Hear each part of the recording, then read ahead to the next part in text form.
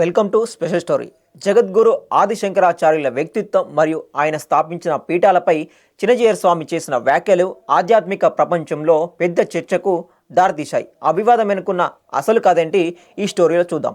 వివాదానికి గల కారణం ఏంటంటే, ఒక ప్రవచన సమయంలో చినజీయర్ స్వామి మాట్లాడుతూ ఆదిశంకరాచార్యులు హృదయపూర్వకమైన శుద్ధ వైష్ణవుడు అని వ్యాఖ్యానించారు. ఆయన శ్రీమన్నారాయణుని అమితంగా ఆరాధించే వారని, ఆయన రాసిన భజగోవిందం వంటి స్తోత్రాలే దానికి నిదర్శనమని పేర్కొన్నారు. పీఠాల స్థాపనపై సంచలన వ్యాఖ్యలు కూడా చేశారు. అంతటితో ఆగకుండా దేశం నలుమూలల ఉన్న చతురామ్నాయ పీఠాలను శృంగేరి, ద్వారకా, పూరి, బద్రీనాథ్ స్థాపించింది ఆదిశంకరాచార్యులు కాదని చినజీయర్ స్వామి అన్నారు. ఆ పీఠాలు ఆయన తర్వాత చాలా కాలానికి ఏర్పడ్డాయని, శంకరుల పేరును వాడుకున్నాయని ఆయన చేసిన వ్యాఖ్యలు అగ్గిరాజేశాయి. అద్వైత అనుయాయుల నిరసన ఈ వ్యాఖ్యలు శృంగేరి మరియు ఇతర పీఠాల భక్తులను, స్మార్త బ్రాహ్మణులను తీవ్రంగా నొప్పించాయి. మఠామ్నాయం అనే గ్రంథం ప్రకారము శంకరులే స్వయంగా ఈ పీఠాలను స్థాపించి సురేశ్వరాచార్య వంటి తన నలుగురు ప్రధాన శిష్యులను అక్కడ కూర్చోబెట్టారని వారు ఆధారాలతో వాదించారు. శంకరులను కేవలం ఒక వర్గానికే పరిమితం చేయడము ఆయన సార్వజనీన అద్వైత తత్వానికి విరుద్ధమని వారు మండిపడ్డారు. సిద్ధాంతాల మధ్య ఘర్షణ. నిజానికి ఆదిశంకరాచార్యులు షణ్మత స్థాపనాచార్యులు, అంటే శివుడు, విష్ణువు, శక్తి, గణపతి, సూర్యుడు, కుమారస్వామి అనే 6 సాంప్రదాయాలను ఏకం చేసిన వ్యక్తి. అయితే చినజీయర్ స్వామి రామానుజాచార్యుల విశిష్టాద్వైత అంటే వైష్ణవ సిద్ధాంతాన్ని అనుసరిస్తారు.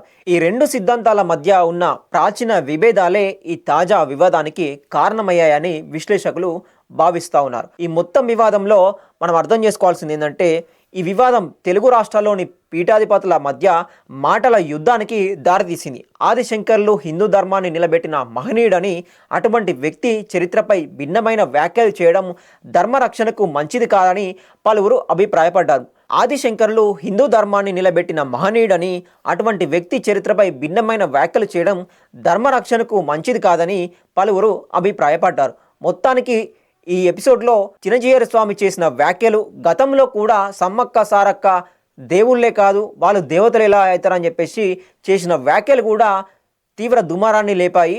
భక్తుల మధ్య కూడా కాంట్రవర్సీని క్రియేట్ చేసింది. మరి ఇప్పుడు ఇటువంటి వ్యాఖ్యలు మళ్ళీ 2 మతాల మధ్య చిచ్చు, అంటే శివమతము ఒకటి, శైవ మతము, ఇట్లా వైదిక మతం మధ్య విభేదాల కారణంగానే ఎప్పుడో 700 సంవత్సరాల క్రితము జరిగిన శైవులకు వైదులకు మధ్య జరిగిన ఒక యుద్ధం ఏదైతే ఉన్నదో మధ్య దృష్టిలో పెట్టుకొని చినజీయర్ స్వామి చేస్తున్న వ్యాఖ్యలు ఇప్పుడైతే వస్తున్నదో, ఇప్పుడు మళ్ళీ దీన్ని దృష్టిలో పెట్టుకొని ఇప్పుడున్న మహాశివరాత్రి సందర్భంగా చేసిన వ్యాఖ్యలు ఏవైతే ఉన్నాయో అవి ఇప్పుడు తీవ్ర దుమారాన్ని లేపుతాయి. మరి ఇది ఎంతవరకు దారితీస్తుంది? దీని మీద పీఠాధిపతులు, శైవ మతంలో ఉన్న బ్రాహ్మణులు కావచ్చు, వీళ్ళందరూ కూడా చినజీయర్ స్వామిని మేము నిద్రపోనీయకుండా సారీ చెప్పేంత వరకు కూడా మేము వదిలే ప్రసక్తే లేదు, మేము అతన్ని కురుకున కూసోనియమని చెప్పేసి కూడా తెగేసి చెప్తా ఉన్నారు. నిన్న మొన్న కూడా మనం ప్రెస్ మీట్ పెట్టి కూడా వార్నింగ్ కూడా ఇవ్వడం జరిగింది. సో మరి ఇట్లాంటి వ్యాఖ్యలు మరి హిందూ సమాజానికి ఏం మెసేజ్ ఇవ్వాలనుకున్నారు చినజీయర్ స్వామి గారు?